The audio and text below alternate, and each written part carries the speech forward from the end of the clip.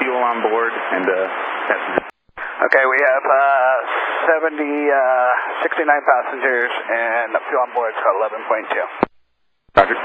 Brickyard 5614, if you need to make a left turn to start a gradual climb, again, the minimum vectoring altitude is 2,800. Copy. And Tower, I'm going to head this way for a little bit, and then I'll make a left turn back into the field. Yeah, 5614. I'm going to just head out this way a little bit, then make a left back turn into the field, if that's okay with you. Brickyard 5614, yeah, you make the left turn to join final for runway 19 right.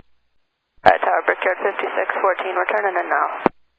Brickyard 5614, roger, and then do you have the field in sight? We're still in the turn, but we will have it in sight momentarily.